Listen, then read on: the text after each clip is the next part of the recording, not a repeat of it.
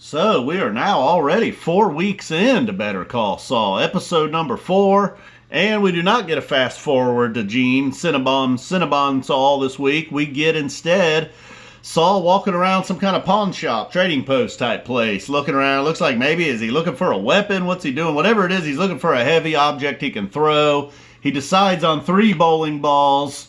Interesting choice. I was hoping, okay, obviously something's going on here. Hopefully we get this wrapped up by the end of the episode.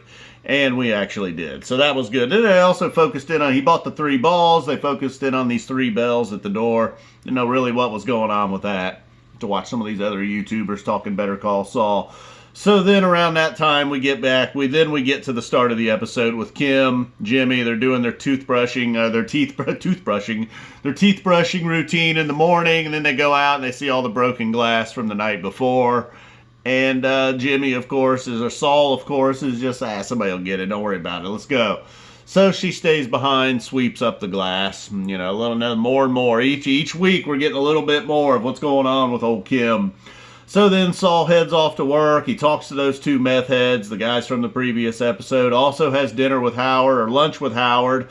Howard offers him a job. Seemed like he was sincere. I don't know what kind of game Howard's working here, but he's trying to come off as sincere, offering Saul a job. And Saul, wasn't quite sure how to take it at first, but then once they said their goodbyes, I think Saul had figured it out. Howard had shown himself. And then Kim gets back to Mr. Acker, old dude from Northern Exposure, trying to give him one last shot, trying to talk to him one last time. Or no, that is not what happened. Actually, no. She's talking to the people from Mesa Verde and trying to convince them to buy another lot. That's what she was trying to do there, trying to help Mr. Acker out. So anyhow, then later on, Saul does go pay Mr. Acker a visit. He was not done in the episode. Mike's daughter-in-law runs him off. He goes over for his normal babysitting. It's pretty much like, I don't know what's going on with you, Mike, but something's up. She's trying to be cool, trying to offend him or anything, but letting him know, you're kind of unwelcome. I don't really want you watching Kaylee right now.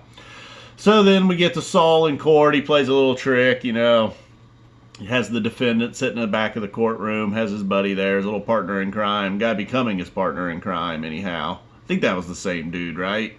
So anyhow, he gets a case dismissed. Kim was there watching him in court. And again, she didn't really approve. She didn't disapprove. But Saul was kind of like, yeah, this is what I am. Then we get to Hank and Gomez. They are still back, working on the deal that they were working out last week. Gus's people are going to drop some money. There's probably going to be some arrests. Then we're also, Gus is at the chicken shop. I don't know what the deal was there. It was just Gus didn't want to be alone at the chicken shop. Needed maybe perhaps an alibi. I don't know what was going on with that. But he was torturing this poor kid at the chicken shop, getting him to clean up the fryers while he was sitting there waiting on a call, finding out, did they get the money? What happened? Hank and Gomez are staking it out. Finally, the guy comes to pick up the money. There, a little small quick chase ensues. Gus gets the call. He's pretty irritated. Lost $700,000. I don't blame Gus. I wouldn't be real happy either if I lost $700,000. So finally he sends the worker kid home, Kyle, I believe. Kyle, big part of this episode. It was a crazy scene, man. I don't know what was going on there. I mean, it felt intense, but again, it was like, I know what you're doing. I've seen enough of this in Breaking Bad by now. I ain't getting too sucked into this.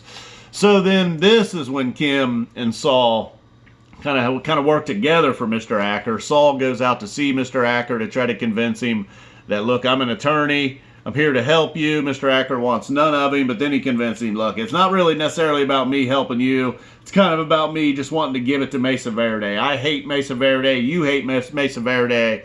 Maybe we can work together. So we'll see. Then we get to finally find out what Saul was up to with those bowling balls. He goes over to Howard's house, kind of incognito a little bit, basically throws on a hat, sneaks in the side yard, and he throws the bowling balls over the gate, smashes up the car. That's also how we got the title of the episode. Howard's license plate. And then it ends with Mike going over, almost setting up a fight. He walked by those same little gangbangers he did last week, knowing this time they'd probably be prepared. He takes a pretty good beating, ends up in Mexico, I guess. I don't know. Looks like maybe this was Gus getting him back in. I don't know. That's what it looked like.